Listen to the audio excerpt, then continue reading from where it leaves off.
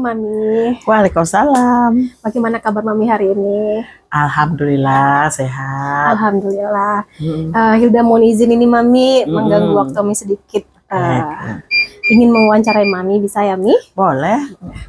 Di sini hal yang akan Hilda wawancarai sama Mami itu adalah tentang paradigma prinsip pengambilan keputusan seorang kepala sekolah. Ini Mami untuk pertanyaan pertama.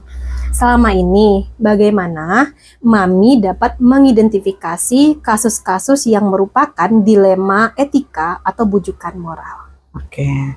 Kasus-kasus antara dilema etika ya. Kalau dilema etika itu kan berarti kan, misalnya contohnya ada dua kasus atau dua permasalahan yang benar sama benar, tapi dia bertentangan dengan etika gitu. Biasanya seperti itu kan. Banyak sering mungkin rasanya nggak mungkin suatu sekolah, apalagi sekolah yang berhubungan dengan murid-murid, dengan guru, dengan orang tua murid, itu kan karakter kita berbeda, itu pasti ada. Dan cara mengatasinya ya tergantung kasusnya masing-masing. Apalagi misalnya yang satu lagi apa tadi? Bujukan moral. Bujukan moral. Nah, kalau bujukan moral itu mah gampang, yang benar sama salah kan ya. Tentu yang benar aja kita apabila ya biasanya udah dari kasusnya udah nampak tuh yang mana dilema etika atau bujukan moral. Oh baik Mami. Kita lanjut pertanyaan kedua. Selama ini bagaimana Mami menjalankan pengambilan keputusan di sekolah, terutama untuk kasus-kasus di mana ada dua kepentingan yang sama, benar atau sama-sama mengandung nilai kebajikan? Kalau itu biasanya ya, kalau itu apalagi kasus, tergantung kasus juga, tergantung kasus. Kalau masih kasusnya ringan, masih bisa diatasi sendiri, atau Mami biasanya berpikir ke ini caranya seperti ini atau apa. Tapi kalau udah mulai berat, udah mulai kasusnya sebenarnya melibatkan beberapa orang atau nama baik sekolah, itu nggak mau kita melibatkan guru semua. Kalau di sekolah kita kan seperti kita ketahui, kalau ada permasalahan kita biasanya briefing atau mengadakan rapat khusus untuk menyelesaikan kasus itu, dan pendapat-pendapat kawan gimana solusinya, gimana baiknya, dan keputusannya tetap bersama. Iya, berarti melakukan ini ya Mi ya, berdiskusi dengan guru-guru yang lain gitu ya Mi. Untuk yang ketiga, langkah-langkah atau prosedur seperti apa yang biasa Mami lakukan selama ini untuk menghadapi kasus itu? Nah, ditelaah dulu kasusnya seperti apa.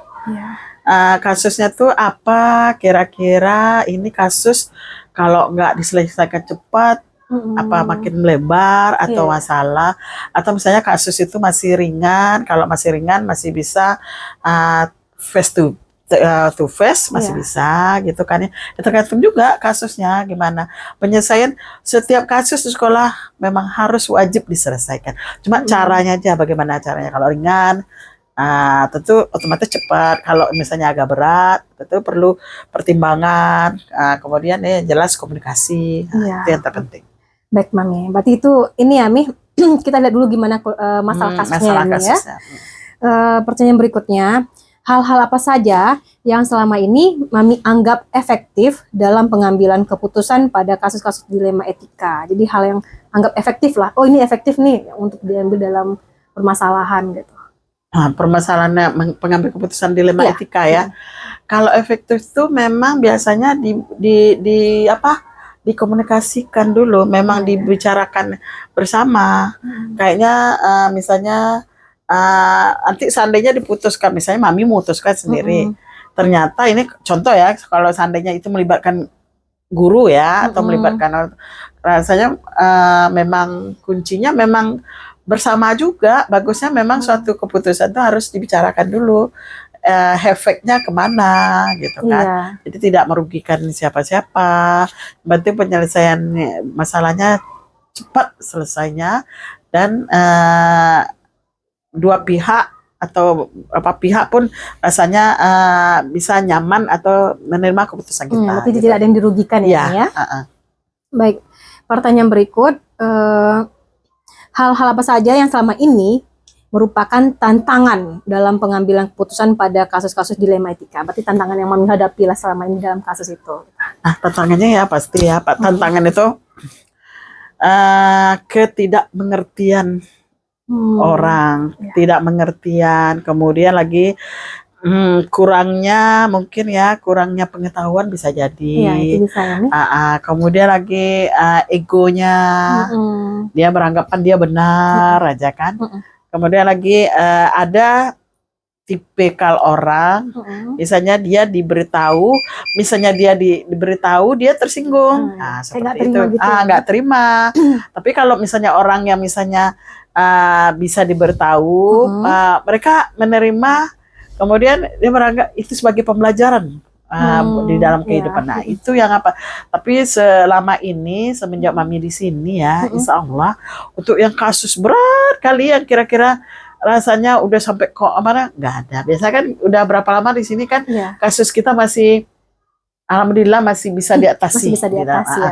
Dan pihak luar misalnya nggak ada ikut terlibat. Palingan cuma orang tua murid itu yang pihak yang luar yang terlibat seperti sekolah lain misalnya itu nggak ada. Ya. Baik Mami, pertanyaan berikut, apakah Mami memiliki sebuah tata kala atau jadwal mungkin ya tertentu dalam sebuah menyelesaikan kasus dilema etika? Mungkin Mami ada nggak melakukan, oh ini jadwalnya seperti ini, berarti ada susunan jadwalnya untuk menyelesaikan sebuah masalah? Oh enggak, kalau masalah itu kalau prinsip Mami selama ini kan kalau ada masalah lebih baik diselesaikan segera. Karena masalah itu kalau udah rasanya bermalam, contoh aja kalau kita mau marah nih, mau marah kan, ini hari ini rencana nih pakai rencana mau marah, kita bawa dulu semalam misalnya buat tidur, besok itu pasti marah kita hilang kan. Nah seperti juga itu masalah kalau kita biarkan dia udah nggak susah untuk diselesaikan lagi. Nah, makanya kalau makin hangat seperti goreng pisang kan, semakin hangat lebih enak daripada dibiarkan dingin kan nggak enak lagi. Seperti itu. Jadi bagusnya memang suatu permasalahan atau kasus itu kalau ada langsung diselesaikan, jadi solusinya cepat ada keluarnya. Gitu. Oke Mami, pertanyaan berikut. Adakah seseorang atau faktor-faktor apa yang selama ini mempermudah atau membantu Mami dalam pengambilan keputusan dalam kasus dilema etika? Berarti ada nggak yang terlibat selain dari Mami mungkin gitu? Udah jelas tuh pasti ada terlibat. Selama ini kan dalam prinsip kepemimpinan Mami kan selalu melibatkan semua pihak. Maksudnya bukan pihak di luar sekolah ya. Kita, GTK pasti terlibat. Apapun kasus pasti semuanya tahu. Karena satu untuk bersama untuk satu. Nah, itu prinsip sekolah kita kan. Oke, mungkin itu aja. Jadi permasalahan tetap kita satukan pendapat, satukan keputusan gitu. Ya, berarti Mami bukan hanya milih satu orang ya untuk membantu ya, tapi emang terlibat semua warga sekolah ya, Mi ya. Karena berapa kepala itu tentu beda-beda nih. Iya, ide-idenya atau penyelesaiannya, Mi. Oke. Untuk pertanyaan terakhir ini Mami, dari semua hal yang telah disampaikan, pembelajaran apa yang dapat Mami petik dari pengalaman Mami mengambil keputusan selama menjadi kepala sekolah itu? Nah, keputusan tetap harus dikomunikasikan. Segala keputusan itu pasti harus dikomunikasikan dan kemudian harus dibicarakan. Pertama dikomunikasikan, kemudian diinformasikan. Nah, itulah. Itu dia Mi ya. Berarti harus ada komunikasi yang baik ya Mi antara Mami dengan guru-guru dan orang tua juga. Baiklah Mami, hanya itu yang dapat Hilda tanyakan yang berkaitan tentang paradigma, prinsip, dan pengambilan keputusan Mami sebagai seorang kepala sekolah. Terima kasih waktunya Mami. Sama-sama. Assalamualaikum. Waalaikumsalam. Assalamualaikum Pak. Assalamualaikum. Bagaimana kabar Bapak hari ini? Sebelumnya saya minta izin nih Pak mengganggu waktu Bapak di pagi hari ini, karena ada beberapa hal yang ingin saya tanyakan kepada Bapak yang berkaitan tentang paradigma, prinsip, pengambilan, dan pengujian keputusan di sekolah asal Bapak yang berkaitan dengan kepemimpinan Bapak. Izin bertanya Pak? Untuk pertanyaan yang pertama, selama ini bagaimana Bapak dapat mengidentifikasi kasus-kasus yang merupakan dilema etika atau rujukan Bapak? Terkait dengan identifikasi masalah yang ada, kami dapatnya berdasarkan laporan pada orang tua, kadang-kadang laporan langsung dari murid,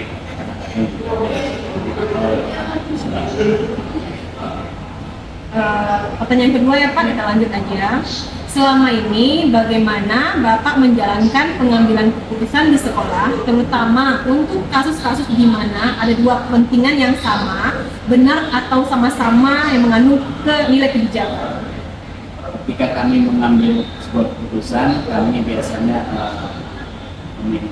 berkonsultasi dengan kepala sekolah dalam ya, di guru senior ataupun beberapa guru sebagai bahan masukan, dan kami kasih pada komite atau bahkan wali murid. Berarti Bapak ini ya berkonsultasi dulu ya dengan pihak yang terkait ya. Untuk langkah yang berikutnya nih Pak, langkah-langkah atau prosedur seperti apa yang biasa Bapak lakukan selama ini?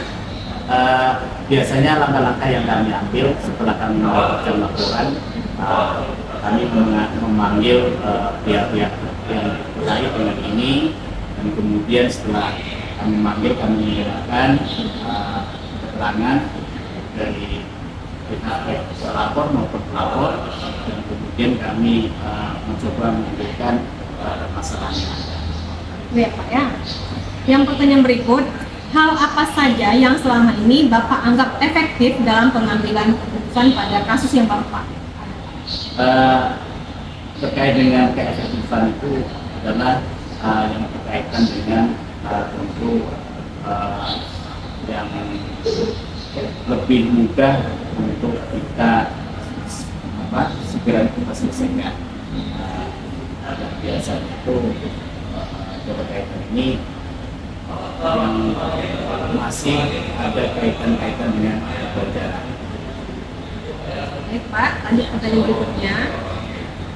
Apakah Bapak memiliki sebuah tata cara atau mungkin jadwal tertentu dalam sebuah penyelesaian kasus dilema etika?